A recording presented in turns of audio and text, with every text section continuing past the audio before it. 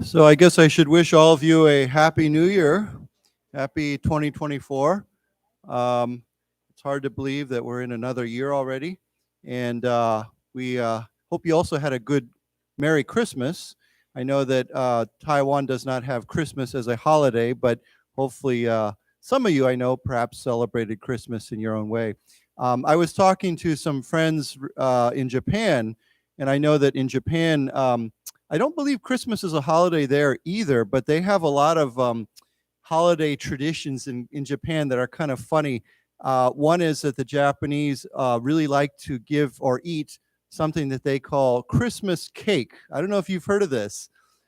It's kind of this white cake with strawberries on top of it. It always seems to have strawberries on it, taomei. And so it's a big deal there. I was amazed. If you go online and you Google Japan Christmas cake, they have all these beautiful cakes, and they're, again, the color is kind of white and red, white frosting and strawberries. And all the Japanese, I hear that they order these Christmas cakes very early.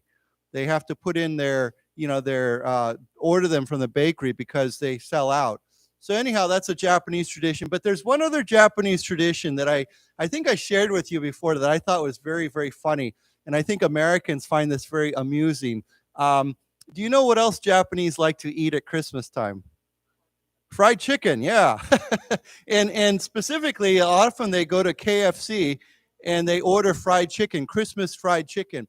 I don't know the full story on this, but if I remember correctly, it's because in America we often eat turkey, right?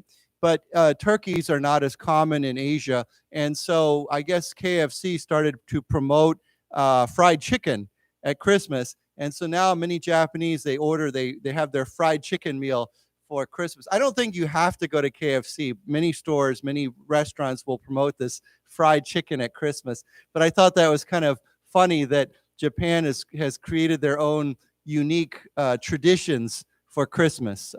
Maybe perhaps Taiwan will come up with its own traditions as well. Just like we've said many times before in Taiwan for Moon Festival, everyone here likes to barbecue, right? That's kind of a unique Taiwanese Moon Festival tradition that they don't have in other places. So anyhow.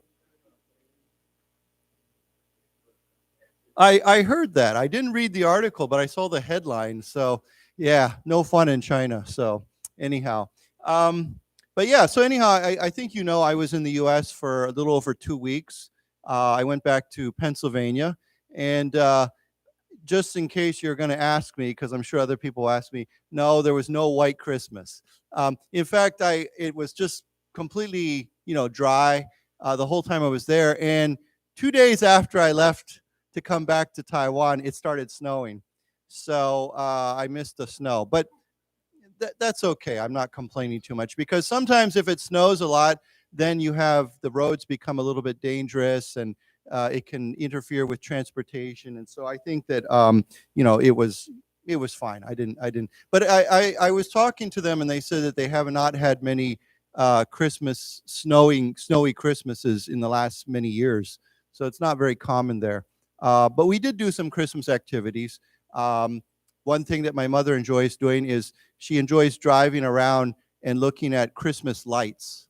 And, and I don't know about Taiwan, but in America, many people put Christmas lights on their houses, in front of their houses. They put decorations. And so sometimes if you drive around, you'll see certain places where they have these lights. In fact, you'll see many places that have lights, but some are actually extra beautiful.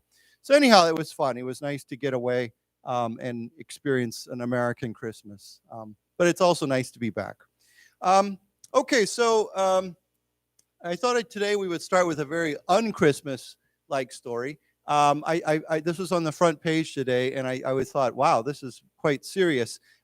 We're lucky. I think we're very, very fortunate that we live in a country like Taiwan that is very safe and it's very stable, and there's not many big problems with anything internally. Because if you look at a country like Ecuador, which is a place I've always wanted to visit in South America, do you know where Ecuador is? Does everybody know? Yeah, how do you say it in Chinese? Yeah, So it looks like a very interesting country. They have high mountains, they have volcanoes, they have beaches, they have all kinds of different kinds of scenery. And I thought, sometime it would be nice to go there, but maybe not now. So it says here, gangs storm TV station, declare war on Ecuador. So it's not, I know many countries have problems with gangs, right? But it's not often when you hear about a gangs declaring war on a country. Okay, that seems very unusual. Okay, so what does this word mean, storm? I mean, I think you've heard the word storm before, like we talk about a typhoon, right? Yeah, so I think a way, if you have a large group of people charging or going, I guess sometimes, not always, it could be attacking something. If you're attacking, for example, you can say the soldiers storm the beach, or they storm the fortress, or they storm the castle, okay? It means to attack. But it doesn't always have to be a military attack. It could be something else. For example, you could say the crowd stormed the department store. I know at sometimes there's a big sale, right? Like Xinguang Sanyue or Da Yuanbai, they have a big sale, right? And they open their doors, and you can say the crowd stormed into the store, or they stormed the department store. Means they rushed into, or they rushed towards something. Okay, does everybody understand that? Storm? Okay, so yeah. So the gang stormed the TV station and declared war on Ecuador. So why don't we say this name too? Ecuador. Ecuador. And he mentioned something that's kind of interesting. Ecuador is right near the what? Equator. And does everybody know what the equator is? Yeah, it's that kind of like that line, that middle line that goes around the earth. So we can say Taiwan is north of the equator, and then there's many countries that are south of the equator. So why don't we say together, equator? Equator. Okay. Okay, so let's go on and see what this article is about. Okay, it says, Ecuador's president on Tuesday gave orders to neutralize criminal gangs after gunmen stormed and opened fire in a TV station as bandits, TV studio, as bandits threatened random executions on a second day of terror in the country. Okay, so this first word here, of course, we have the president. He's ordering, I guess, the police to neutralize. Okay, what does this word neutralize mean? To do what? Okay, yeah. So yeah, you have the right meaning there. Neutral, normally, if we just say he is neutral, what does that mean? Yeah, it means you don't take a side, right?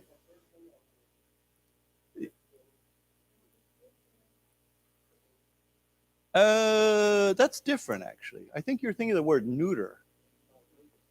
Yeah. But neutralize means neutral means that you do not take a side. Okay? So let's say your two friends are having a big argument, they're 吵架 over something, right? And they ask you, they say, so who do you agree with, right? Whose side do you take? And you say, I don't take anybody's side. I'm neutral. It means I'm in the middle. So a country or a person that does not take a side is neutral. What's a very good example of a neutral country? Switzerland, yeah. Switzerland is known as a very neutral nation or country, right? During World War II, they did not fight on either side. They were a neutral country. They were not involved in the war. I think Sweden, Reidian, was also the same way. They were a neutral country, so they didn't take a side. So neutral is that idea of we're not taking a side. But he just mentioned another word, neuter, which is different. Neuter is if you basically, I'll tell you what you usually neuter is dogs and cats, right? There's a problem with stray dogs, dogs and cats, they keep having more puppies and more kittens, more and more and more. And so often they'll take a dog, it could be a pet dog or a stray dog, and they will give it a kai dao, a surgery so it cannot have puppies.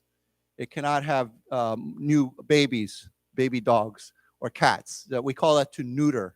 So to neuter is a procedure that we say to neuter an animal. Usually we use that with animals. I guess you could use it with people too, but yeah. So anyhow, but neutralize has a slightly, if you think of this, they want to neutralize something. So what do we normally neutralize? We neutralize a poison or what? Status, but I think we neutralize a threat. Okay? So,威胁, if something is threatening you, right? And you want to neutralize it. If you neutralize that threat, that means that it's no longer a threat, right? It's not threatening you anymore. So to neutralize basically is to make something so it is not going to harm you. It's not going to threaten you. So it's a very general, vague type of word, and it could have many different, there could be many ways that you neutralize something. I'll give you an example. You read a newspaper, an article, a report, it says the police neutralized the gunman, okay? So let's say you're in a bank, right? And a guy comes in with a gun and says, give me all your money. And a policeman stops him and takes away his gun. The policeman neutralized the gunman. Basically, the gunman is no longer a threat because he took away his gun. The policeman took away his gun. So that's where the idea of neutralize comes, when you have something that is threatening or a problem and you change it or you do something so it's no longer a problem. Does everybody understand that? Okay, so let's read this word together. Neutral. Neutral. And then this word, very different word, but let's say it's to neuter. Neuter. And then, of course, that word, neutralize. Neutralize. So basically, when the president is saying neutralize the criminal gangs, he's saying we need to stop these criminal gangs. We have to do something so that they're not a threat. Okay, so he gave orders to neutralize criminal gangs after gunmen, okay, these are men with guns, stormed, here's that word again, and opened fire. They started shooting in a TV studio, okay? Of course, if you go to probably a news channel, TV news station, as bandits threaten random execution. So I don't know if we've ever talked about this word. This is actually a very common word, but what is a bandit? Like a robber, yeah. Bandit has a slightly different idea from a thief, okay? A thief is somebody who steals something from your pocket or your car or your house. We say robber, R-O-B-B-E-R, right, robber. Bandit is almost like the idea of somebody who attacks like a bank or, a bigger crime. Yeah, it's kind of like that. Well, gangster is slightly different too, because a gangster would have to belong to a gang usually, right, or organized crime.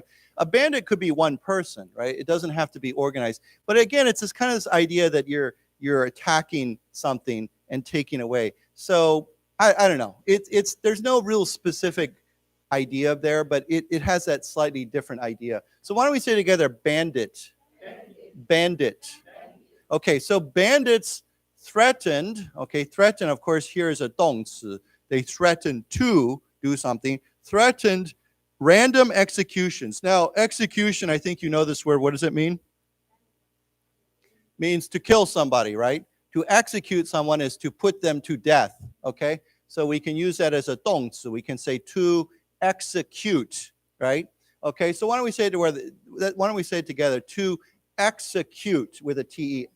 Okay, to execute. And then this word, executions. Executions. So what is random? We've talked about this before. Yeah, it means there's no plan, there's no reason, right?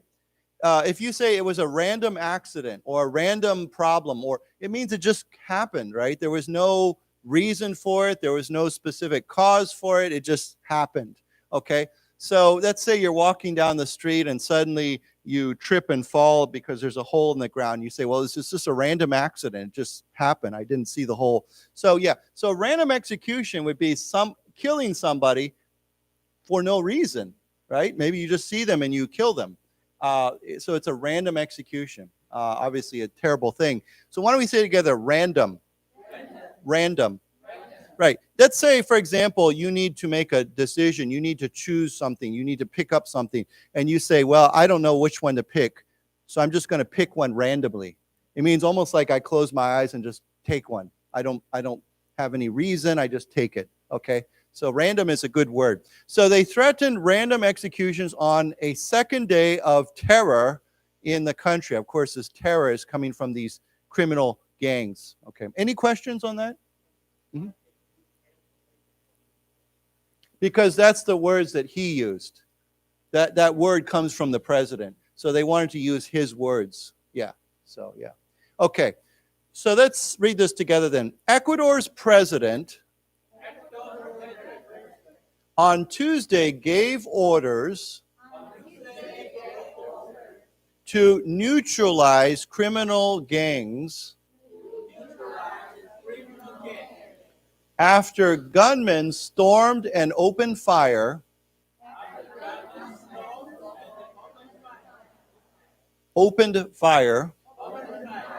in a TV studio as bandits threatened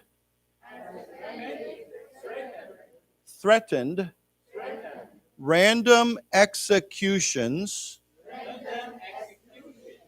on a second day of terror in the country. Right. Okay. So it says here, gangs declared war on the government when Ecuadorian President Daniel Noboa announced a state of emergency following the prison escape on Sunday of one of Ecuador's most powerful narco bosses. Okay, so first of all, they declared war on the government after the president announced a state of emergency. So, if there's a big disaster or a big trouble in a country, sometimes the president will declare, means they will announce a special condition or state of emergency. So let's say, I know in the past, Taiwan, sometimes we get hit by a big typhoon, right? And there's a lot of devastation, a lot of destruction. Many people are hurt or killed, and then maybe the president says, "Okay, now is a state of emergency because of this big disaster." So here, the president's announced a state of emergency because after the prison escape. So this guy escaped from prison, okay, and he was one of Ecuador's most powerful narco bosses. Now, this word here stands for what? Yes, narcotics, okay? And so I don't know if we've learned this word before, but narcotics, does anyone know what this means? Oops, sorry, I missed the C there.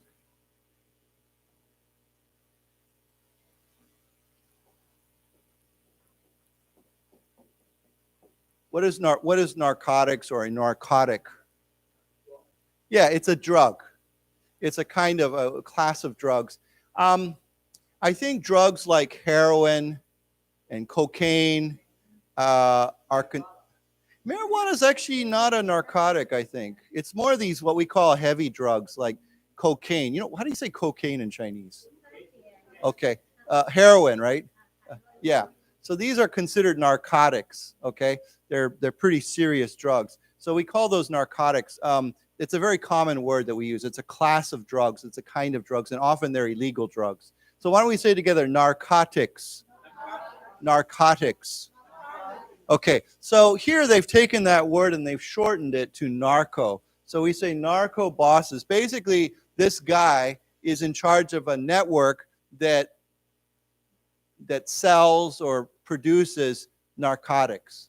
So that's why this gang is so powerful, is they make lots of money. Of course, I think you all know in South America, it's very well known for cocaine, especially, is a big drug in South America. Of course, marijuana too, but in America now, marijuana is legal in many states. But cocaine is definitely not legal. So I think cocaine is probably one of the biggest problems. Okay, any questions? Okay, so let's read this. Gangs declared war on the government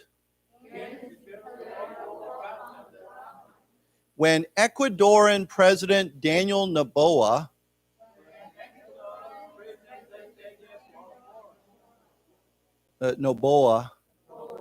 announced a state of emergency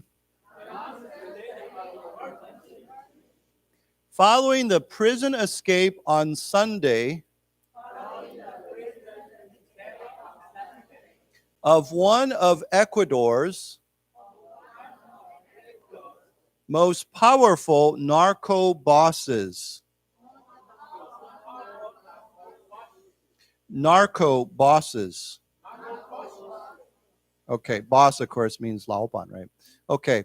Noboa organized military operations to neutralize criminal gangs as the country exploded into what he called an internal armed conflict. So again, we use these quotation marks here because these were his words. Those are the words he used. So military operations, of course, he's asking the military to take action to stop, to neutralize criminal gangs as the country exploded into this internal armed conflict. When we talk about internal armed conflicts, often what's one kind of internal armed conflict we often talk about? We call it a what? Civil war, yeah.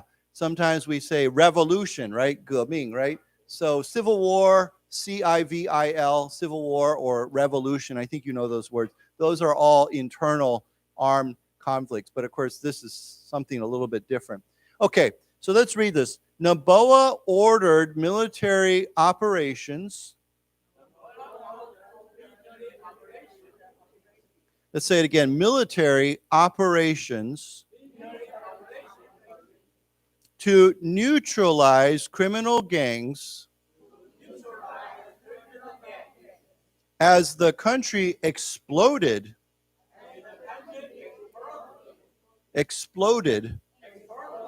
into what he called an internal armed conflict. One more time. Internal armed conflict. Okay. So yeah, this is a very serious situation. That's a photo caption. Okay. It says, long a peaceful haven sandwiched between top cocaine exporters, Colombia and Peru, Ecuador has seen violence explode in the past few years as rival gangs with links to Mexican and Colombian cartels vie for control. Okay, so first of all, it says long a peaceful haven. When we say long something, what does that mean? What's another? That's simply saying what? For a long time, right? You can say he has long been a faithful supporter of this organization, or he is long. He's a long. Well, anyhow, I think you know the idea. So long a peaceful haven. Okay, we've talked about the word before, haven. What is a haven? Yeah, refuge. Yeah. So we could say refuge. Maybe we could say shelter. I think refuge is probably a better word, but haven is like a safe place, right? So here we say a peaceful haven. Okay, why don't we say together haven? Haven. Okay, remember, not heaven. Heaven is 天堂, right? But this is haven. Okay, one more time, haven. Okay, so long a peaceful haven sandwiched between top cocaine exporters, Colombia and Peru. What is this word? Okay, I think you all know what a sandwich is, right? 三明治, right? So what does this mean? In between, right? So if you have Colombia over here and you have Colombia's what? Colombia, right? And Pilu, right? Here, and it's right in the middle. It's like a sandwich, right? This country's here, and this is in the middle. So if we say it is sandwiched between, and that's what we often say, sandwiched between something. For, I guess, I don't know, what's another example? You could say that, I'm trying to think of a good example, a good local example. Well, Well, Taichung's not really sandwiched. I guess you could say Taichung is sandwiched between Miaoli and Zhanghua, right? I guess, yeah. Yeah. So it's anyhow, why don't we say together sandwiched? Sandwiched.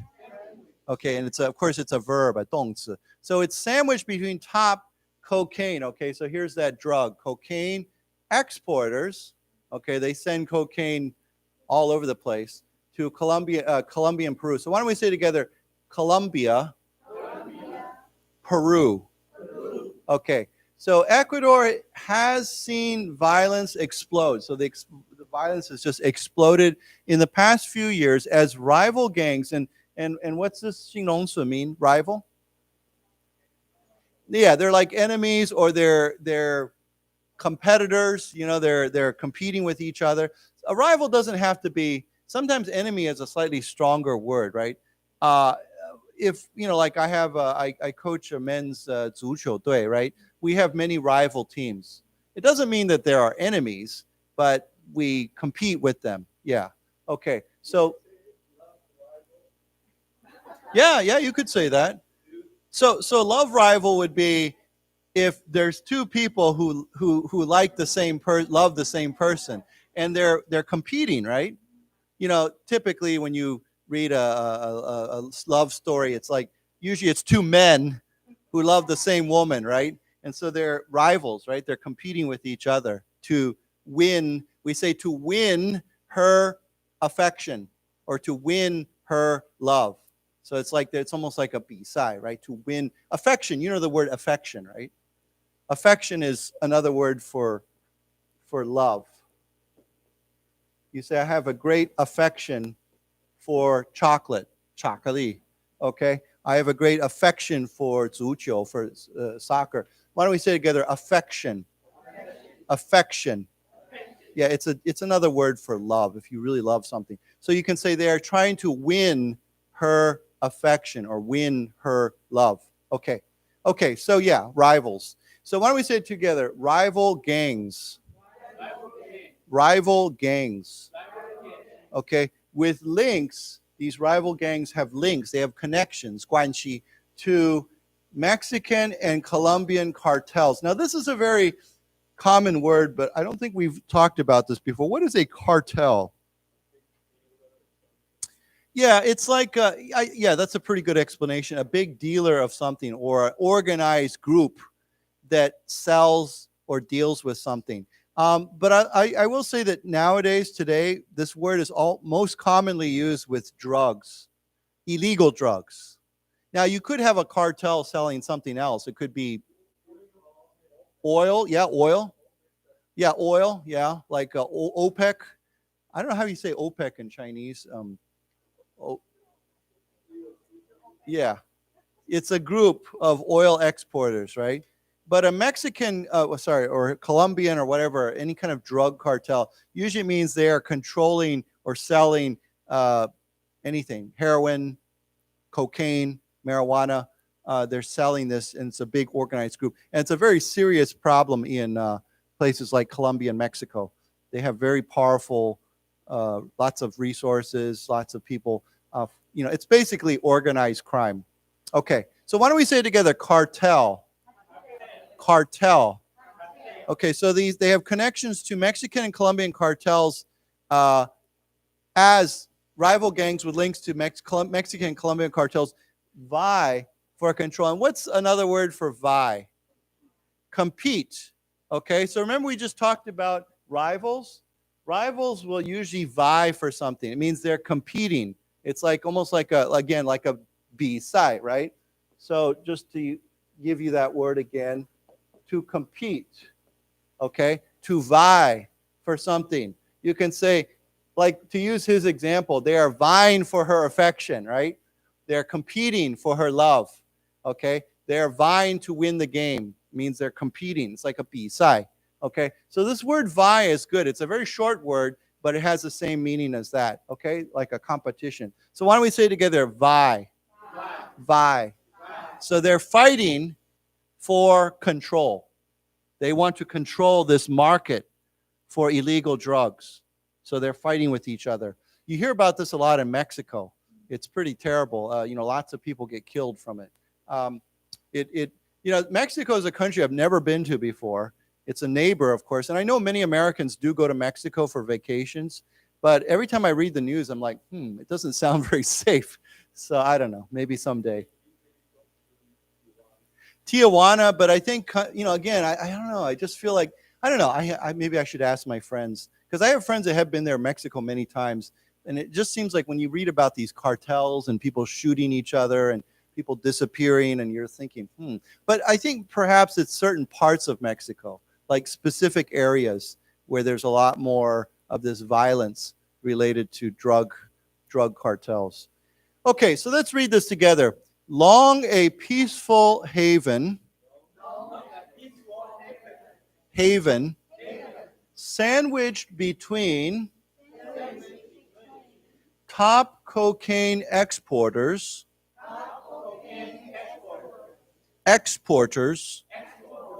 Colombia and Peru, Ecuador has seen violence explode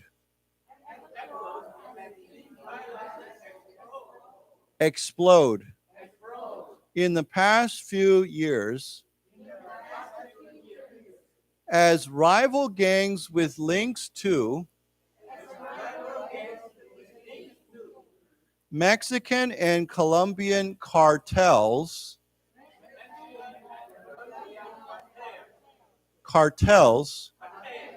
vie for control.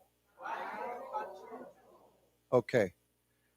So it says here in the port city of, and I don't know, I've heard this before, but I forget,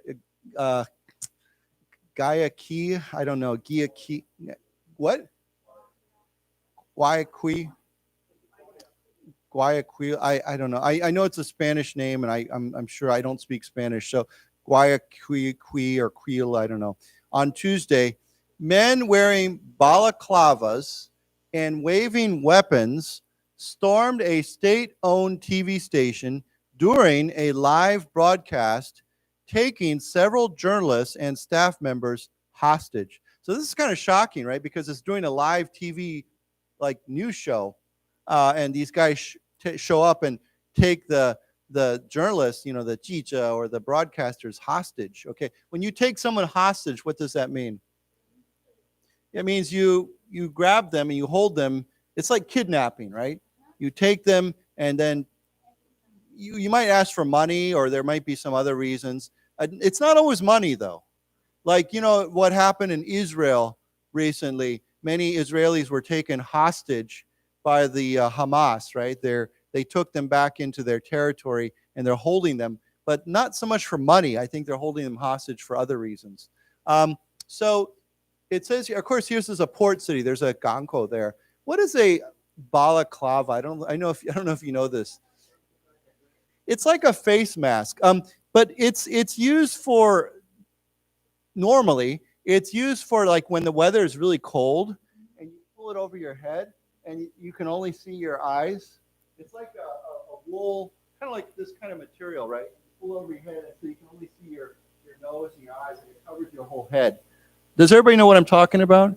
So sometimes, of course, if you want to rob a bank, or you want to if you're a criminal, you might wear that so that they can't see your face, right? So why don't we say it together? Balaclava. Balaclava. Okay. So they were wearing these balaclavas and waving weapons, stormed a state-owned TV station. Of course, this is a government TV station, and they took these people hostage. Okay, so let's read this. In a port city of Guayaquil, on Tuesday, men wearing balaclavas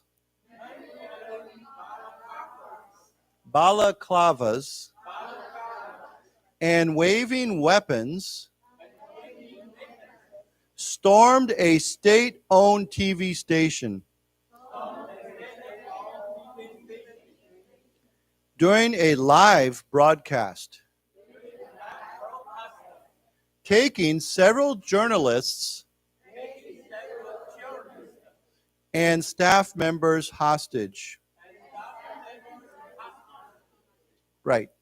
So a journalist could be like a 记者, or it could be somebody who's on the TV, like a broadcast, anyone who's involved in journalism, 新闻, okay? And of course, broadcast is 广播, right? This can be a 名词 like it is here, or it could be a 动词, okay? So you could broadcast something. Okay, it says here at least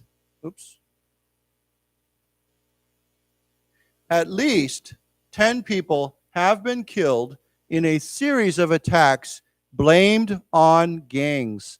8 in Guayaquil, or wherever, and 2 viciously murdered by armed criminals in the nearby town of Nobal, police said. Okay, so there's been a series of attacks that they blame on gangs. Okay, so these are, what is vicious? We've talked about vicious before. What does vicious mean? Brutal. Yeah, we could say brutal. If you act with lots of violence or cruelty, we could say that it's very brutal, or someone is brutal. So you could say brutal or brutally, vicious or viciously. Now, vicious does not have to be with physical violence, right? Let's say you're having an argument with someone, you can say he viciously attacked his argument. It means his attack on the other person's argument. Now, he's not fighting him, he's using words, but his words are very strong. And if you use vicious language to attack somebody, it means you're using very, very strong language. Now, we don't normally say brutal language. Brutal actually does require a cruelty or physical violence, but vicious just means with great force, in a very harmful way, or it's meant to harm something.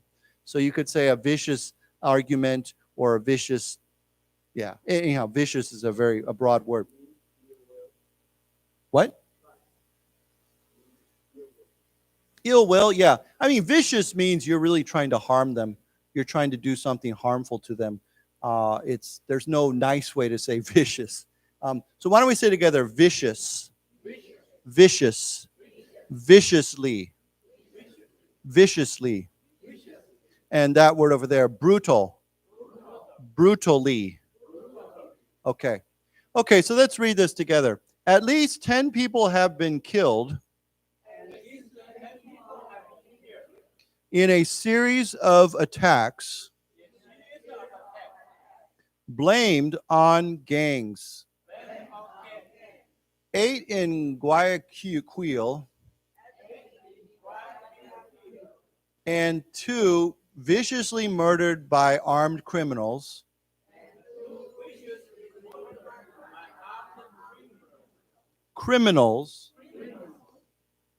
in the nearby town of Nobal, police said. Okay.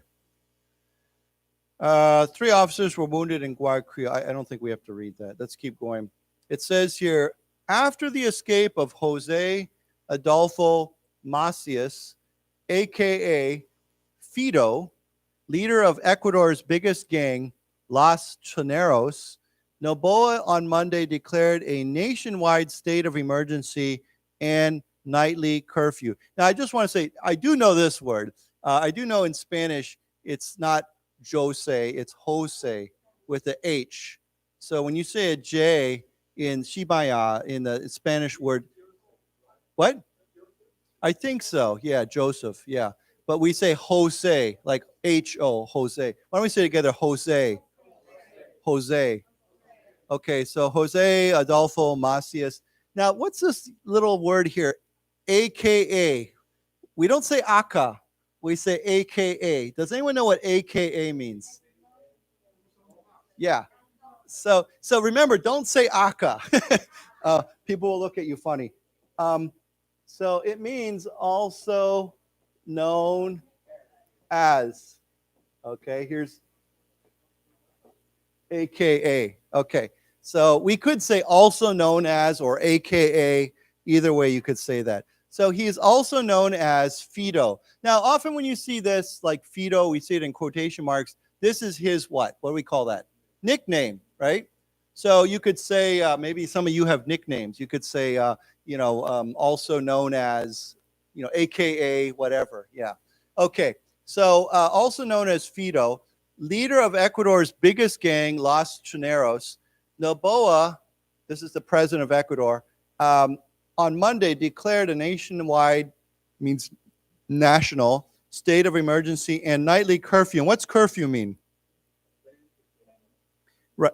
Yeah, usually at a certain time, if the government says, okay, nobody can go outside after 10 o'clock, it's a curfew. Now, a curfew does not have to come from the government. It can also come from where? Your family, right? Maybe when you were a kid, your parents said, okay, you have to be home by 8 o'clock. Yeah, otherwise you're in trouble, right? That's called a curfew. So sometimes, I think often children will have, parents will give their children a curfew, or the children will have it, there's a curfew on the children. When their parents say, you have to be at home by a certain time. You cannot be outside after a certain time. That's called a curfew. So why don't we say together, curfew? Curfew. Okay, so every night there's a curfew. Everyone has to be off the road. Okay, let's read this together then. After the escape of Jose Adolfo Macias,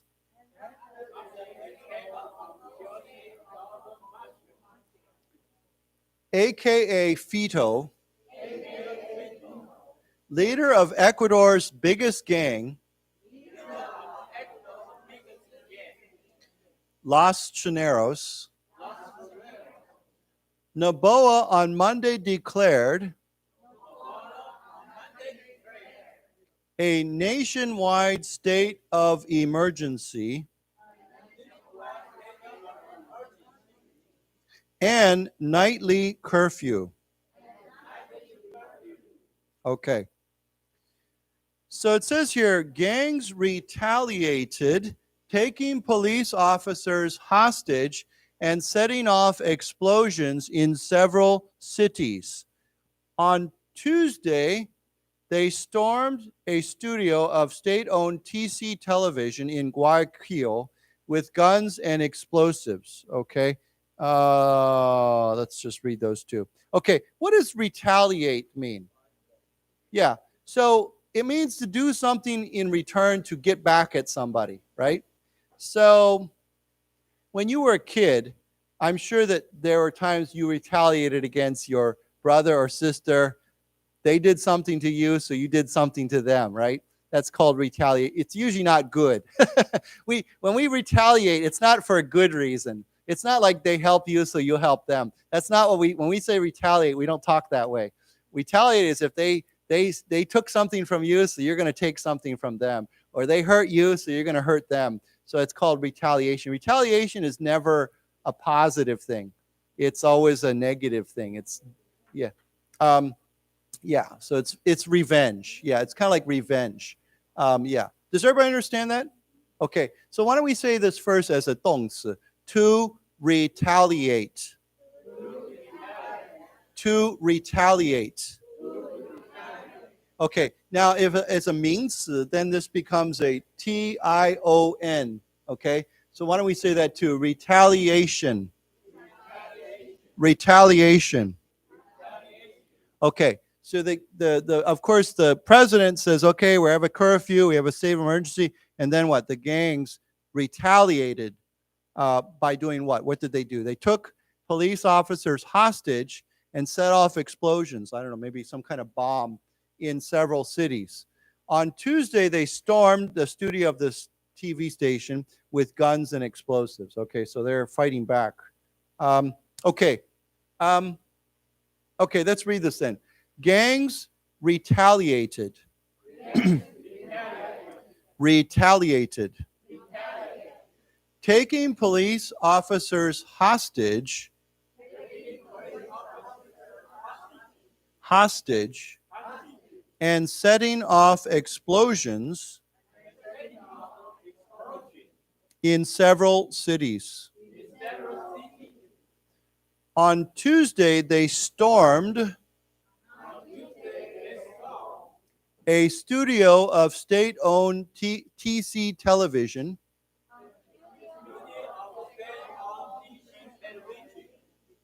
TC Television in Guayaquil with guns and explosives. Okay. So it says here, hooded attackers fired gunshots during a live TC broadcast as a woman could be heard pleading, "Don't shoot, please don't shoot." Let's go on to this one. The intruders forced crew onto the ground, and a person could be heard screaming as the studio lights went out, but the broadcast continued. Okay, so hooded. What does hooded mean? Yeah, if you wear a hood, remember we use that word balaclava, right? So if your face is covered, a hood is like a covering for your head, okay? So sometimes people wear a hood so that people cannot see their face. I know that in some countries, traditionally, when people were executed, they would put a hood over their face or head before they executed them. But yeah, hooded is wearing a hood, okay? A hood, yeah, hood is like a covering for your head. So why don't we say together, hooded? Hooded. Okay, so they fired gunshots. They shot guns doing a live broadcast, and a woman could hear pleading. What is plead? What's another word for plead? What? Beg. Yeah. So if we say to beg, if you beg someone to help you, or you plead with somebody to help you, okay? Begging or pleading. Okay, so why don't we say together, pleading, pleading, begging, begging. Now, beg also has a slightly different meaning, and that is if you ask people for money, right? We say a beggar, B-E-G-G-A-R, A-R, yeah, beggar. It's like someone on the street usually that they're saying, can you give me some money, or can you give me some food, or something like that. Okay, so we do. We can use that. It's not as common as it used to be. It's a very interesting word, panned.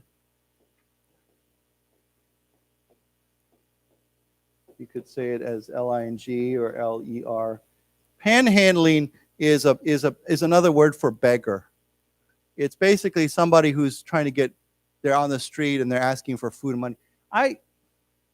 I'm sure this word has a very interesting idea behind it, because you know what a panhandle is, right?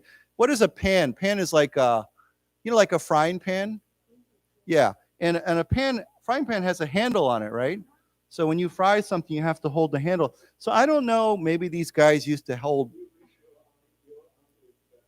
maybe, yeah, maybe it's like this. Yeah, it could be.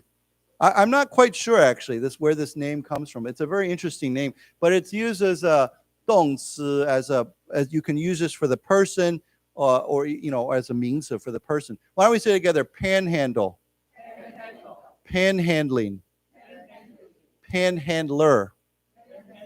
Panhandler, of course, is the person. Okay. And so down here in the next paragraph, it says the intruders forced crew onto the ground. Now, crew, of course, means the TV crew. Forced crew onto the ground, and a person could be heard screaming as the studio lights went out, but the broadcast continued. What does intruder mean? Yeah. Well, it could be, or it could simply be someone who interrupts something, right?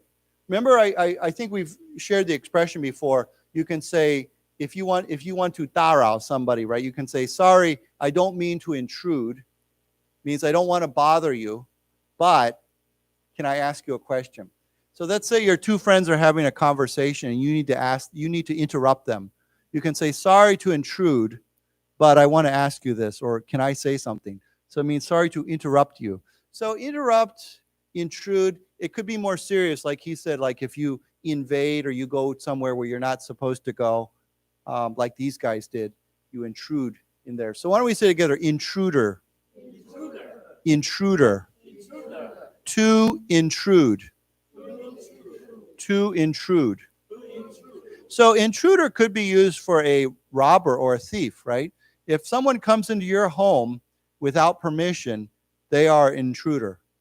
So you could say, we have, if you call the police, you call what? 110, right? And you say, please come to my house. There's an intruder in my house right now. It means there's somebody in my house that they should not be there. What? Well, in America, this is a very interesting topic. in America, there's a big debate, and I think different states, have different laws. But in some American states, if there's an intruder in your house, you have the right, the 权利, to shoot them. Okay? So, but in other states, you have to be careful. If you shoot the intruder, you could get in trouble too. So I think it kind of varies. I mean, maybe it depends on the situation. But this is a big debate in America. If someone comes in your house, can you pull out a gun and shoot them? That's not an issue we have in Taiwan. But yeah.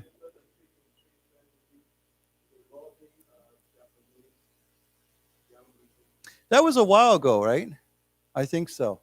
Yeah, trick-or-treating can be a little bit dangerous sometimes if you go to the wrong house or you're not careful. Now, of course, if it's a bunch of kids, I don't think it's going to be a problem. But if it's an adult, and if you're a stranger and you come and start banging on somebody's door, you got to be careful because some people consider that an intrusion, right?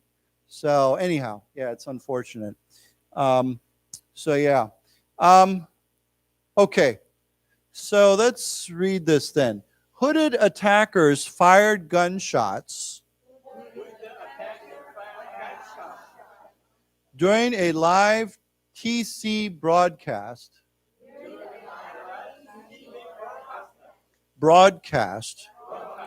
as a woman could be heard pleading.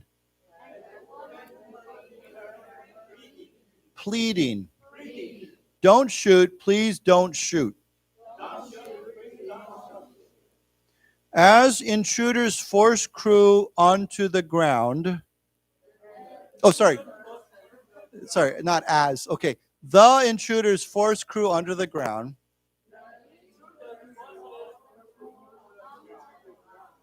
Onto the ground. And a person could be heard screaming as the studio lights went out. But the broadcast continued. Okay. Okay. So it says here, police entered the studio after about 30 minutes of chaos.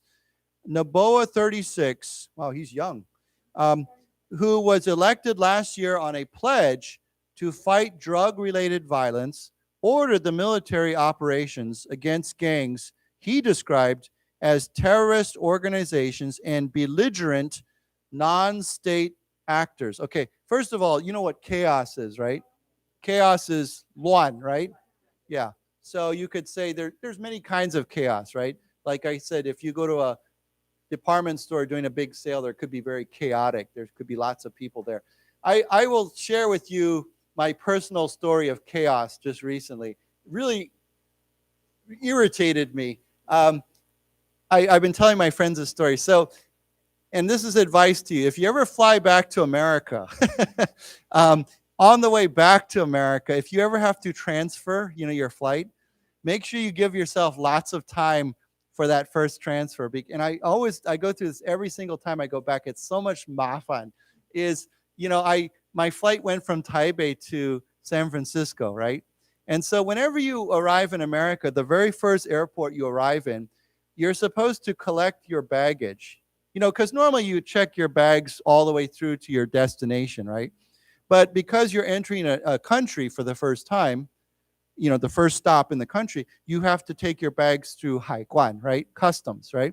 So they say you have to pick up your bags after you go through immigration, and then you have to go through customs, Haiguan, and then there's usually right outside customs, there's another place where you can recheck your bag. And all you have to do normally, all you have to do is take your bags and put them on the conveyor belt, and it takes it back into the system, right?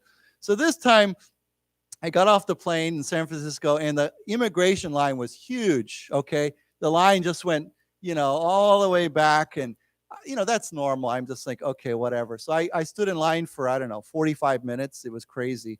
And then finally you go through immigration. It's pretty quick. You go through. And then on the other side, you have to collect your bags, just like you do in Taipei. There's a baggage, we have a funny name for that. We call it a carousel.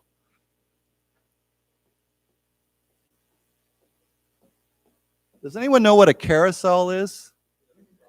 Yeah, it means it goes around and around. So we have a fun kind of carousel for children, right, called a merry-go-round, right, where you ride horses and it goes around and around and around. But a carousel, we can also say a baggage carousel, where you pick up your bags. Okay, so baggage carousel. So we are waiting and waiting for the baggage carousel, and of course it's a full flight, lots of people. So finally I get my bags, and then Haiguan, there's nothing. We just walk right through. They don't stop us. They don't ask for anything. We walk right through. But then on the other side, where you're supposed to recheck your bags, they were like, no, you can't recheck your bags here. You have to go down, go 50 meters that way, and you'll find a counter over there. And we're all like, huh, what? So we get down there, and there's this massive crowd of people because all the normal other passengers are coming in to get on their flights. And there's lines going everywhere. And I don't know where to go, and nobody else knows where to go. And so I asked 3 different airport employees, and they're like, I think you go over there somewhere. And someone's like, I think you go over there. And I'm thinking, I'm going to miss my flight because I don't know where to take my bag. What do I do? Finally, somebody's like, I think it's over there. There's a small sign that says baggage check. So I'm in the line, and there's other people like, is this the right place? And I'm like, I think so. And so finally we get up there, and the guy's like, yeah, this is the right place. So we check our bags. Well, then there's the next line is we say in America, everybody knows TSA. TSA means Transport, I think, Security or Safety Administration. It's like the security for the airport. The TSA line is over 100 meters long, 100多公尺. And I'm like, I'm never going to make my flight. So I, get to the end of the line. The line is moving, but it's a long line. Finally get to TSA line, and then this is the first time I think ever in my life I had to run for my gate. So when I got through, that you have to get to the gate for your airplane, I ran, and when I got there, the door was already closed, but there were some people behind me, and I was like, I just got here, and they're like, yeah, don't worry about it. So they reopened the door. I think I was one of the last people on my airplane to get in. Everybody was already sitting down, and I was like, I said, so I tell my friends, if you ever, that first stop, if you have to transfer in America, that first stop, make sure you have at least 2 hours. If your travel agent gives you 1 hour, you're never going to make it. Yeah. And I'm sure that there were people behind me that did not make their connecting flights. After that, it's okay.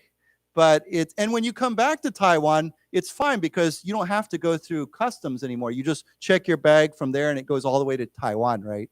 So you don't have to go through that because you're not coming into America, you're leaving America, so you don't have to go through that again. But it's that baggage recheck and the security line that were just so much trouble. I was so mad. I was sending messages to my sister. I was like, Asia is so much easier. Yeah. So yeah. Anyhow, just advice. Huh? Then you got to go back to the airline and say, I missed my flight. Can you find me some other way? But they might say, well, we'll try, but maybe you have to wait till tomorrow. And I had 2 connecting flights. So if I missed that flight, I had to fly from there to Chicago, right? 芝加哥, right? And then from there, I had to connect to another flight. So if I missed that flight, then I missed the other flight, which means, who knows, 谁知道. So anyhow, yeah, chaos. So yeah, why don't we say a word together? Chaos. Chaos. Okay, so please enter the studio after about 30 minutes of chaos. Now, it says here, Noboa 36. Now, 36, man, he's very young for a president, okay? Was elected last year on a pledge. What's another word for pledge? A promise. So right now, Taiwan has an election coming up, right? And of course, all the candidates, Minjingdang, Kuomintang, whatever, they're all making pledges, right? I promise I will do this. I promise I pledge to do this. So pledge is a very common word. Why don't we say together, pledge? Pledge. Okay, so he pledged to fight drug-related violence. He wants to stop or fight against drug-related violence. He ordered the military operations against gangs, these gangs that he described as, now these are his words, terrorist organizations, I think you know that, and belligerent non-state actors. Now, this is kind of funny. This is a very technical word. Actor here doesn't mean like a Hollywood movie actor. It means someone who's taking action, who's doing something, who is 动手, who's taking action. So this doesn't mean like a movie actor or TV actor. This is different. Someone who's acting. Okay, but non-state means what? They're not part of a government, right? It's not like they're from another country or an enemy country. This is non-state, means like they're criminals, right? They don't belong to a government, okay? And this word belligerent, what's belligerent mean? Yeah, belligerent means, it could mean like war, like you want to fight, but it just means, it has the idea, sometimes it's very serious and sometimes it's not so serious. But if you can say he is acting in a very belligerent way, it means like he's very, like he kind of wants to challenge you or fight with you, you know, kind of aggressive. But it doesn't have to be like a criminal, right? Let's say you go to a store and you want to buy something and the store employee is very belligerent towards you. Their attitude, their 态度 is very bad, and they're challenging everything you say. And you say, wow, he's being very belligerent. Or actually more common is the customer, you know, that wants to buy something is being very belligerent, right? They're very challenging, and yeah, their attitude is very bad. So it's a very common word when you show this kind of like, you want to argue with somebody, you want to fight them, you want to do, yeah. It can be used in many different ways. So we can use this as a 形容词, belligerent, or we can use it as a 副词, belligerently. Okay, he acted belligerently. Okay, so why don't we say it together? Belligerent, belligerent, belligerently, belligerently. Okay, so basically these guys, these people are acting, they're not from a government, and they're acting in a very belligerent way. They want to fight the government, okay? So it's kind of a technical way of saying something. Okay, any questions about this? Okay, so let's read.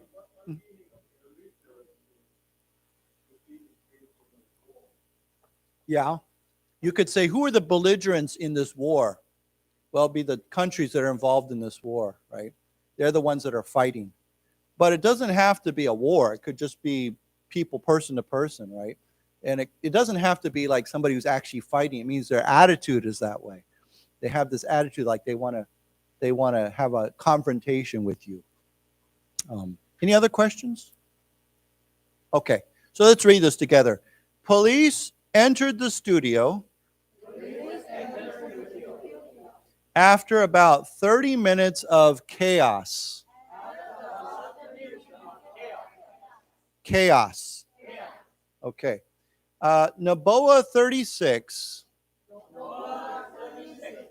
who was elected last year on a pledge,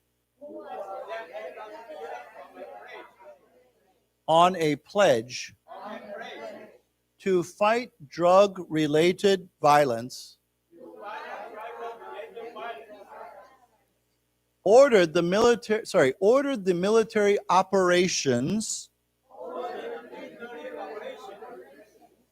against gangs he described as terrorist organizations and belligerent non-state actors. Let's say it again. Belligerent non-state actors. Okay, so yeah. So anyhow, I just want to add that I think some of that chaos that I found at the airport in San Francisco was, we call that holiday travel chaos because of the holidays, right? Christmas is one of the worst times to travel in America because everybody's traveling. The other time that you shouldn't travel in America is Thanksgiving, 感恩节, because everybody wants to get on an airplane and go home. So it gets very, very chaotic. There's a lot of people flying. The airports are full of people. It gets very, very乱. I will say I was amazed that every single flight I was on, like the flight from San Francisco to Taipei was completely full. Oh, sorry, Taipei to San Francisco, and then to Chicago, and then to my in Pennsylvania, Bingzhou. Every flight was 100% full. And then coming back to Taiwan, every flight was 100% full. So lots of people flying. I think a lot of people are flying now, you know, in general after COVID-19. I see, I flew United Airlines, 联合航空公司. I see they now have 2 flights a day to Taipei. And so, they've had 1 is already a lot, but they have 2 a day. So when I got to the Taoyuan airport, I said, I'm United Airlines. They said, which flight are you on, the early flight or the later flight? And then when I got on the airplane coming back, and most airlines, they have an in-flight magazine, right? A magazine from the airline. And I pulled out the January magazine, and the cover story, 封面故事, was 3 days are having fun, or what to do for 3 days in Taipei. That was a cover story for 联合航空公司. So I was like, oh, this looks interesting. What do I do in Taipei for 3 days? So I thought that was, so they're really promoting Taiwan. Yeah. Okay. So I will say one other thing I did in America while I was in America that was very fun. People said, did you go anywhere? I didn't. I spent most of my time in Pennsylvania, Bingzhou. But my friends and my sister said, why don't we go to Washington, D.C.? And I love airplanes. Okay, I love flight. I love airplanes. And in Washington, D.C., there is a Smithsonian Museum, the Museum of Air and Space Museum, right? For airplanes and space. I've been to that museum many, many times. It's downtown Washington. But they have another museum, that same museum has a separate museum near the Washington airport. And it's huge. And so I'd never been there before. They said, let's go there. Let's go check it out. So we drove all the way down to Washington for the day just to see that. And they have the space shuttle, the space shuttle. How do you say space shuttle in Chinese? Yeah, so they have one of the space shuttles there, and they have many other airplanes and things in that extra museum that they have on the airport there. So it was very cool. I really enjoyed it, and it was very, very interesting. I just have to share one other thing that happened to me. That I just thought it was such a coincidence.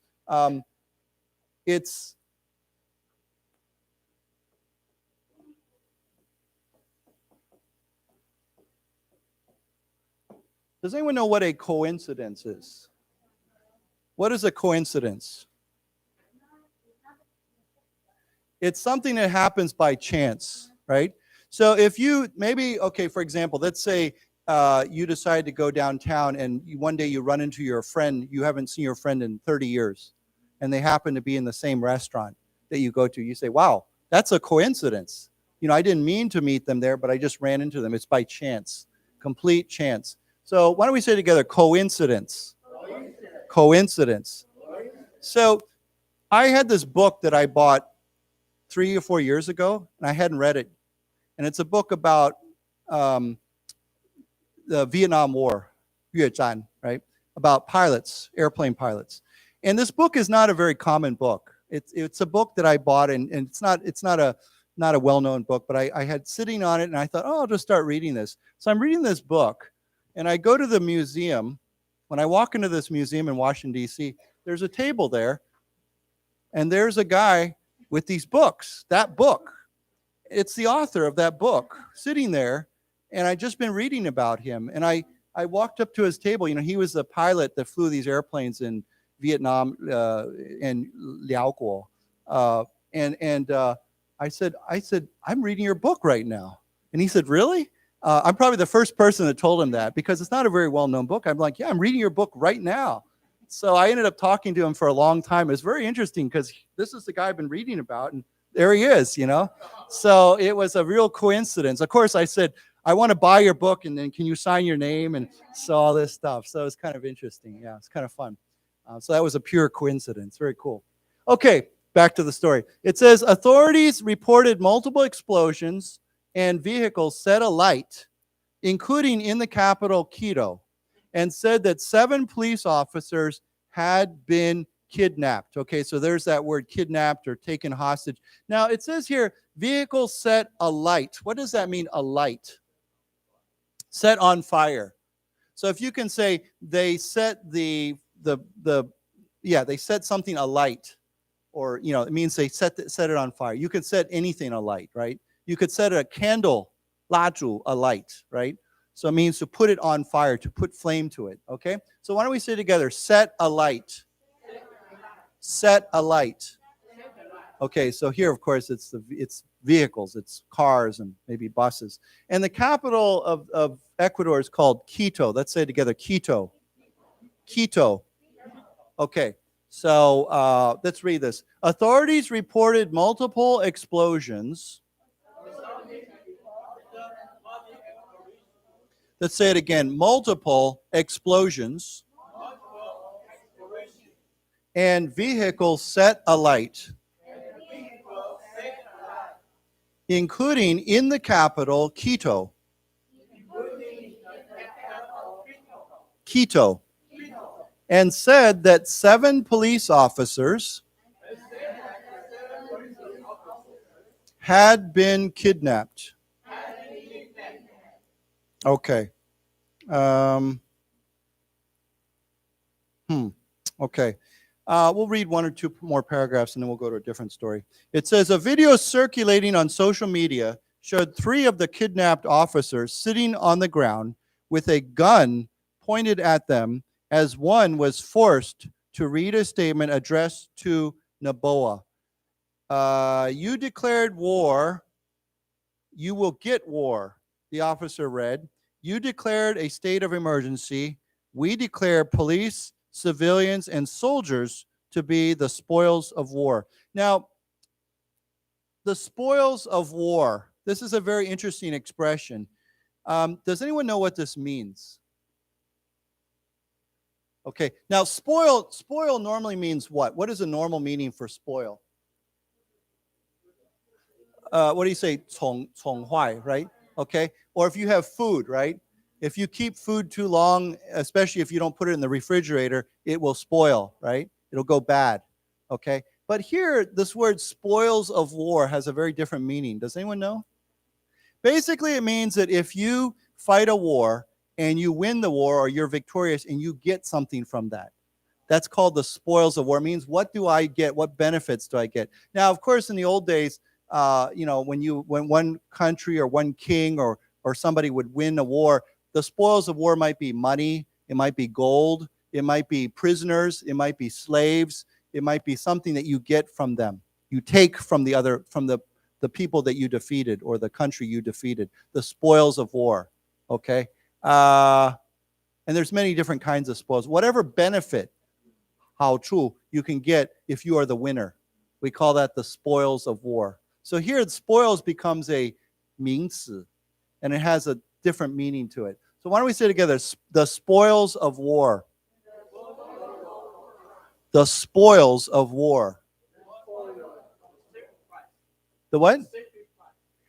Sacrifice is different because sacrifice is something that I give up. But spoils of war is something that the winner takes from the loser. So if I win and they lose and I take something from them, I get the spoils of war. We're talking about war, of course, 战争, okay? But you could say the spoils of victory, the spoils of, I think victory or the spoils of war means I'm the winner, so I'm going to take something from them, okay? So let's read this. So a video that's going around on social media, 社群媒体, shows these 3 kidnapped officers and they're reading the statement. And I forgot to mention here, we've talked about this before, but what is a civilian? Someone who is not in the military. So basically you have soldiers and you have civilians, right? Military, non-military. I think most of you or almost all of you are civilians, right? We're not in the military. Maybe before you were in the military, but not now. Okay, so let's read this together. And then we can go to a different story. A video circulating on social media showed 3 of the kidnapped officers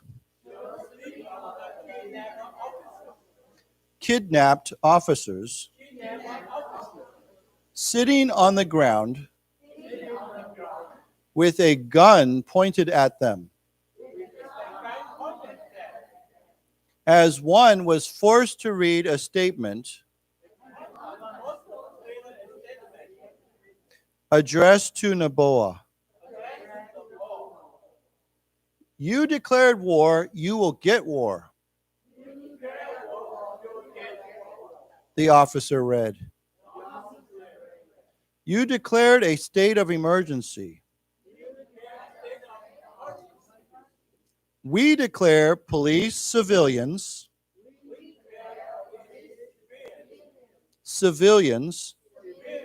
and soldiers to be the spoils of war.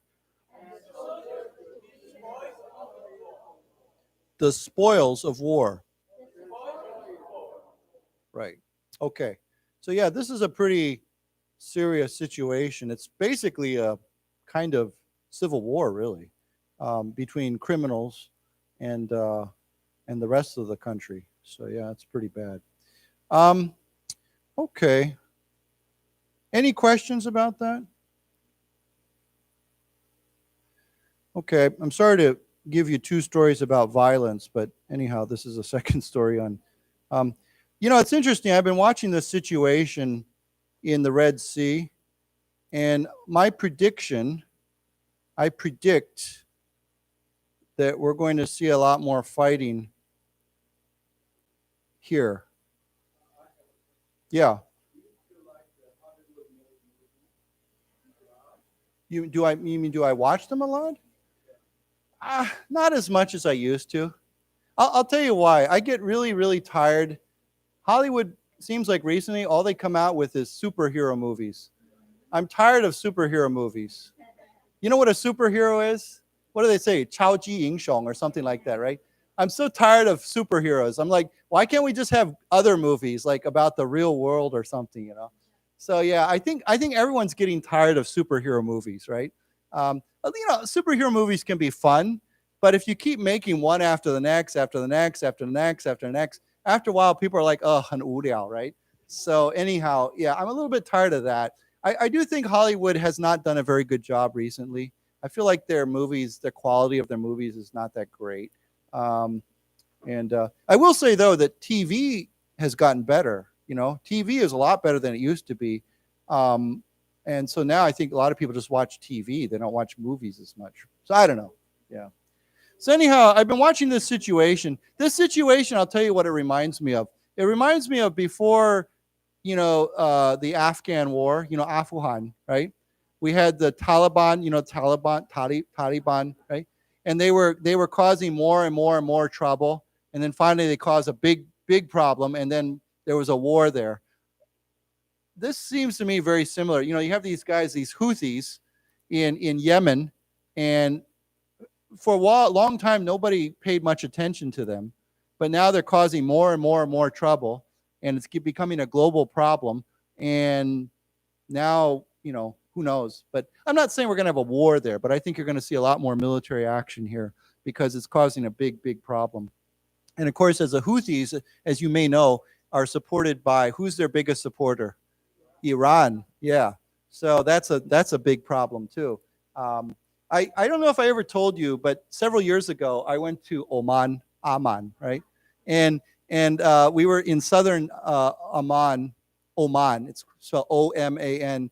And I was driving with several of my friends in a Jeep, and we were driving through the mountains, and we came over this, and we were heading towards Yemen, this country, and about 10 kilometers, 10 公里, or less than 10 kilometers, we came over a ridge, and suddenly there were all these military guys, all these soldiers with machine guns, and they were like, okay, stop, you can't go any further. And my friend was like, yes, we should turn around. but it's because they're guarding that border area between Amman and this country, Yemen. So you can't go any further because there's a lot of problems in Yemen. Okay. So here it says, Houthis launched their largest attack on Red Sea vessels. Now, what's the Red Sea? Honghai, right. And vessel means what? Chuan, yeah. Now, vessel can be used for a ship, but occasionally, sometimes, not too often, but it's used also for an airplane. So, just like often we use the same words for airplanes and for ships, we sometimes use this word for vessel for airplane, although usually it's for ships. So why don't we say together, vessel? Vessel. Now, vessel can be used for something completely different. If we say a drinking vessel, what does that mean? A drinking vessel, like drinking vessel. Okay, it's a cup. So a vessel can be a container. So this is a kind of drinking vessel. a cup or a mug or a bottle is a drinking vessel. So a vessel can also be a container, something that holds something. You can say a vessel for water or anything that holds something. What? Well, okay, that's another word. So a blood vessel means what? It's your 血管. Yeah, it's a blood vessel. So that's a third meaning for this word. So vessel can be a ship or an airplane. It can be a container, often for liquid, water, gas, oil, whatever. But it can also be your blood vessel. In your body, you have many blood vessels that carry blood. So yeah, it's a very wide used word. Okay, so let's say together, vessels. Vessels. Okay, it says Yemen's Houthi rebels fired their largest ever barrage of drones and missiles targeting shipping in the Red Sea, forcing the U.S. and British navies to shoot down the projectiles in a major naval engagement, authorities said yesterday. No damage was immediately reported. Okay, so here we have in Yemen, this country, Yemen. How do you say Yemen in Chinese? Yeah, Yemen. Okay, so Yemen Houthi rebels fired their largest ever barrage. Now, we've talked about this word before. What is a barrage? A what? Okay, a barrage is if you're shooting at something and you shoot many, many times at one time. So a barrage is not just one shot, but it's many, many shots. So it could be shooting a gun, or it could be shooting what do they call a big gun, or missile, 飞弹, right? So if you have many missiles coming over, we can say a barrage of missiles. Okay, yeah. Did you guys get that warning on your phone the other day? Yeah. I told my friends in America, I said, this is really funny. I said I was having coffee. I was in a cafe thing with my friend, and we were chatting. Our phones both went off, and we looked down. We're like, oh, okay. And then it went off again. We're like, okay. And then the third time, swanla, And I said, I told my friends I was concerned. You know what my main concern when I heard it go off? I thought, da di zhen, right? Earthquake. And I thought, air raid, swan, not important. Yeah. So I said, only in Taiwan you look at air raid missile alert. It's okay, no problem. Yeah. 没有问题. Yeah. So, but yeah. But it was interesting too, because the big debate was over the English, right? Because I think in Chinese it said 卫星 or something, satellite, right? But in English it said missile alert, 飞弹, right? So I was like, what's going on? So yeah. But I thought it was just funny that we were just like, whatever. We just kept talking. Yeah. Okay. So barrage is when you shoot many missiles or bullets or shells at something, not just one, but many at the same time. We call that a barrage. So we could say a barrage of gunfire, a barrage of missiles. Okay. Many at the same time. Okay. Does everybody understand that? Okay. So why don't we say together? It's a French word. So the G at the end is barrage. This has a J sound to it, right? J. Okay. So why don't we say together barrage? Barrage. Okay. So they shot their largest ever barrage of drones and missiles targeting shipping. Okay, so they were trying to hit ships. Okay, they were targeting. Their target was a ship. Okay, now here we have missiles, 飞弹, but we also have what? Drones. What is that? 无人机, right? So drones. Why don't we say together drones? Drones. Missiles.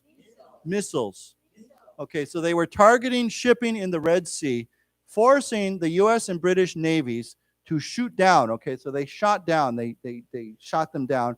Shot down the projectiles in a major naval engagement. Now, when we say engagement here, what this means is it's another word for battle, fighting.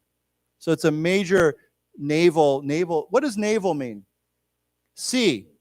Often we specifically refers to 海军, right? Navy, because Navy is 海军, right? So we say naval as a 形容词. So naval engagement, we could say like a 海军 fighting or battle, okay? So why don't we say that together? Naval engagement. Naval engagement. Okay, now what's this word here? I don't think we've ever talked about a projectile. Right, something that is flying through the air. Okay, Something that's been thrown or shot at something else. So a projectile could be a bullet, it could be a drone, it could be a missile, or it could be a cup, a rock, anything, a book. If you take a book and you throw it at somebody, that's called a projectile because it's being thrown through the air. It could be a shoe. Like if I take my shoe and I throw it at somebody, my shoe becomes a projectile. Yeah. Yeah, anything, but usually it's the idea that it's I don't know how to put it. I guess it doesn't have to be thrown. It could be shot, or it could be something that's coming through the air. It could be an airplane could be a projectile. It could become a projectile if it's going to hit something, right? Obviously, if an airplane is landing like normal or flying like normal, then it's not a projectile. But if it's going to hit something, then it becomes a projectile. So, for example, in Taiwan, I don't know if we ever have hail. You know what hail is? Hail. When the rain freezes and it becomes like an ice ball and it comes down, that ice becomes a projectile because it's coming from the sky and it's hitting things. So anyhow, I think you understand. Why don't we say together, projectiles. Projectiles. Okay, so all these drones and missiles were projectiles. They were trying to hit something. Okay, let's read this together. Yemen's Houthi rebels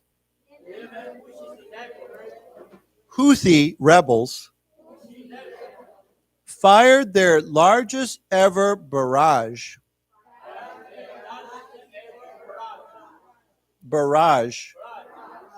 of drones and missiles targeting shipping in the Red Sea,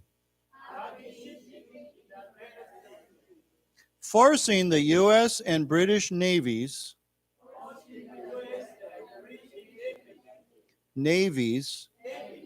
to shoot down the projectiles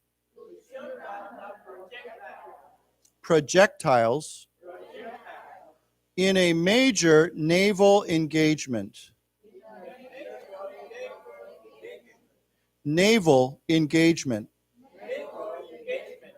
Authorities said yesterday. No damage was immediately reported. Okay, I'm going to tell you a funny word. We just said navel, right? There's a word that's spelled differently, but it's said the same way, navel. Does anyone know what a navel is? Belly button. So, yeah, we say your navel is your belly button. It's the medical term for that. So it's pronounced the same way, but it's spelled with one letter is A instead. It's an E instead of an A. So we say navel. So if you ever hear the word, you say his navel, it means his belly button. So you know that, right? How do you say belly button in Chinese? Okay, there we go. Yeah. So yeah. Okay. So it says here, the attack by the Iranian-backed Houthis came despite a planned UN Security Council vote after press time last night to potentially condemn and demand an immediate halt to the attacks by the rebels, who say their assaults are aimed at stopping Israel's war with Hamas in the Gaza Strip. Okay, so this is kind of a long paragraph, but here we have this 形容词 is Iranian-backed. It means Iranian what? Supported. Okay, so this becomes a 形容词, these two words. Iranian-supported Houthis, okay, came despite a planned UN Security Council. Now, this is the 联合国, their Security Council vote. They had a vote. They voted after press time. That means when this 文章出刊, after press time last night, to potentially, now here it means potentially, possibly, maybe, potentially, condemn and demand an immediate halt to attacks by the rebels. Now, condemn means to say what? If you condemn something, it means you say it is wrong, okay? If you say, I condemned his actions, or I condemned what he did, it means I said that was wrong. Now, of course, condemn can be used in many other ways. Like you can say he was condemned to death, or he was condemned. If the court, 法院 says someone has to do something, he was condemned to prison. Okay, but here it means condemn means to say something is bad or wrong. So to possibly or potentially condemn and demand an immediate halt. Halt means what? Stop to the attacks by the rebels. Okay, to be honest, I don't think the rebels care what the 联合国 thinks or says. Okay, now the rebels say their assaults are aimed at stopping Israel's war with Hamas. So the rebels say they're using these attacks to stop this war or Israel's attack on Hamas in the Gaza Strip. Of course, Hamas is also Iranian-backed. Okay, so these two are kind of connected to each other. Now, what does assault mean? Attack. Okay, there's many, many kinds of assaults. Verbal assaults, if I use words, sexual assaults, physical assaults, attack, military assault. It's a very common word. Why don't we say it together? Assaults. Assaults. Okay. Okay, so let's read this. The attack by the Iranian-backed Houthis.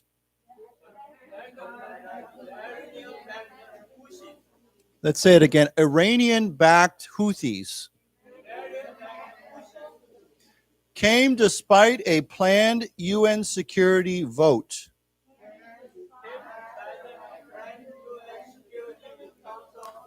Sorry, I said that wrong. UN Security Council vote. After press time last night to potentially condemn and demand an immediate halt. Immediate halt to the attacks by the rebels. Rebels who say their assaults are aimed at stopping Israel's war with Hamas in the Gaza Strip. Okay, that's a photo caption.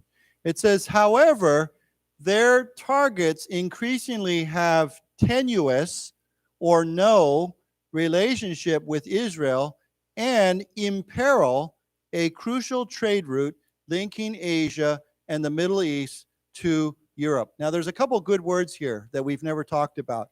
First of all, their targets. Okay, this means who the Houthis are shooting at, like those ships. Increasingly, more and more, have a tenuous or no relationship with Israel. Okay, now what's this word tenuous mean? No, actually not. It means, tenuous means it's very weak or not a very clear, something that's very tenuous. For example, you can say you could say threatened or weak or not clear. You could describe somebody's relationship is very tenuous. For example, you could say their relationship is very tenuous. It means it's not very clear. It's not very strong. It's very weak. Okay? So here it says it has a very weak relationship. It means that the connection between, they say that we're attacking shipping because of Israel, right? But they're saying increasingly that doesn't seem to have a connection to Israel. 跟以色列没有关系, right? So the connection is very tenuous. So you could, tenuous means, I think a good word would be weak or not clear, okay? So you could have a tenuous relationship with someone. You could say for example, a manager or a 老板, you can say that his control over the company is more and more tenuous. It means his control over this company is getting weaker and weaker. It's becoming less strong. Does everybody understand that? So this word tenuous is actually a good word. Why don't we say together, tenuous. Tenuous. So more and more, there's very weak or very no connection with Israel. Okay, so their targets are this way. And what else? This attacks imperil a crucial trade route. Now, of course, you know that ships go through the Red Sea. Why? Where do they want to go? There's a very Indian Ocean, but what's the connection between Suez Canal? Yeah. So, like we have in Panama, right? We have the Panama Canal, but in the Red Sea connects to the Suez Canal, which goes through Egypt, right? So why don't we say together, Suez Canal. Suez Canal. Remember a few years ago, what was that, 2-3 years ago, when that Changrong, that big ship got stuck in the Suez Canal and it blocked all the, that's why it's very important. Okay, so it says it imperils a crucial trade route. Okay, this is a very important trade route connection between Asia and the Middle East, connects Asia and the Middle East to Europe. Now, this is a good word, imperil. What does imperil mean? Yeah. So, do you know the word peril? P-E-R-I-L. Peril, if you say he is in great peril, it means he is in great danger, okay? So, peril is another word for danger. Okay?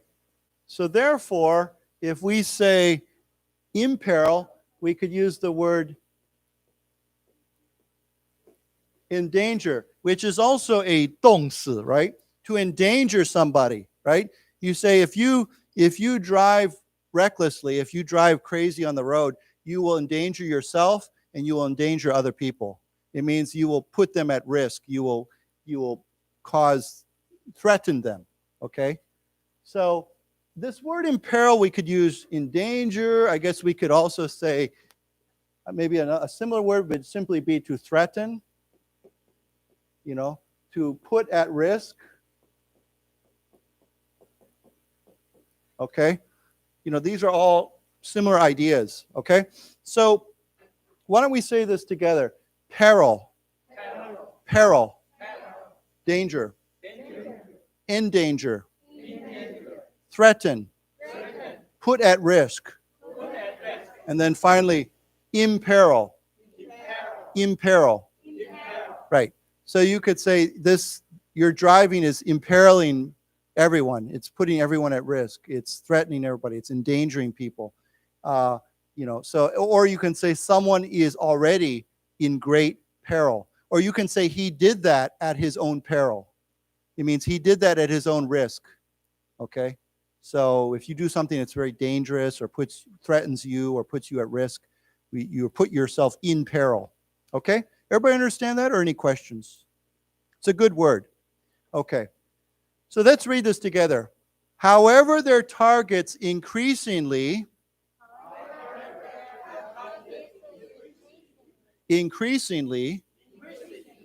have tenuous or no relationship with Israel and imperil a crucial trade route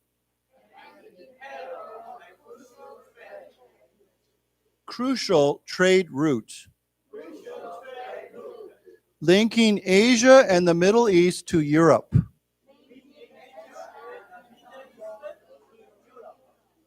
Okay, so here it says the assault, here's that word assault, okay, the attack. The assault happened off the Yemeni port cities of Hodeidah and Mocha. Private intelligence firm Ambrey said.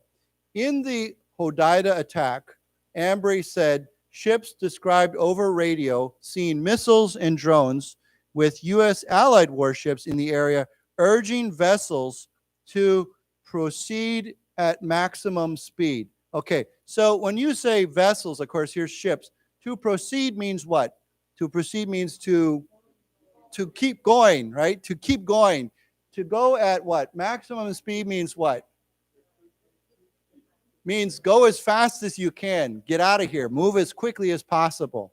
So to proceed means to go forward, to keep going at maximum speed as fast as you can.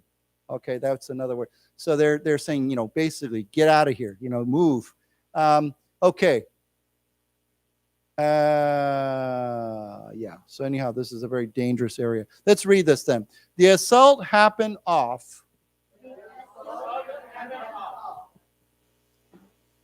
the Yemeni port cities of Hodeida and Makkah. Private intelligence firm Ambray said.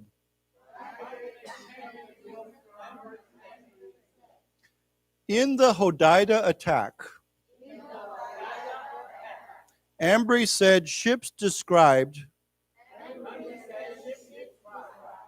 over the radio seeing missiles and drones with U.S. allied warships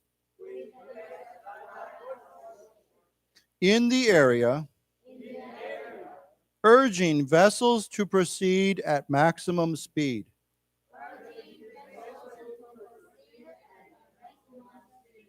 Okay. So again, here we have another 形容词. We have, remember we said Iranian backed. Here we have U.S. allied.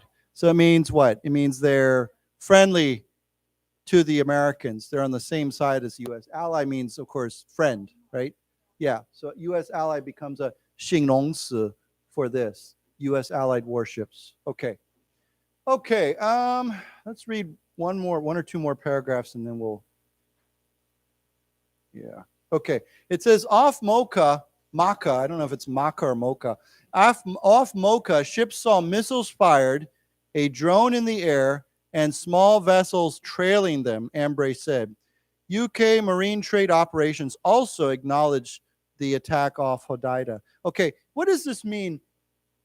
Small vessels trailing them. What does trailing mean? Yeah, but usually if you're trailing somebody, it also means that you're what? You're following somebody, okay? If you say trailing behind, it means they're coming behind you. They're behind you, but it means they're following you, okay?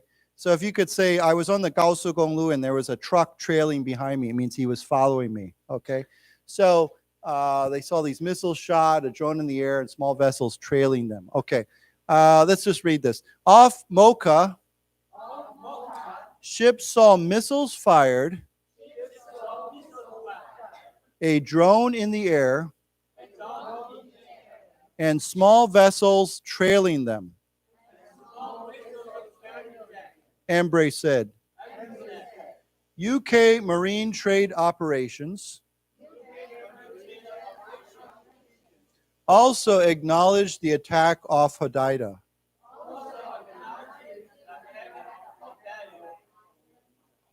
Hodeida. Yeah, I'm not sure if we're saying that right or not. Okay. Okay, one more paragraph and then we're done. It says the U.S. military central command said that the complex attack launched by the Houthis included bomb-carrying drones, anti-ship cruise missiles, and one anti-ship ballistic missile. Okay, so there's many different weapons here. So this is the U.S. military. They have a central command that's in charge of the Zhongdong area. Said that the complex attack, what does complex mean here? What does that mean? What's another word for that? What? It usually means more like 复杂, complicated. There was many parts to it, right? So if something is very complex, it means it has many parts. It's not simple.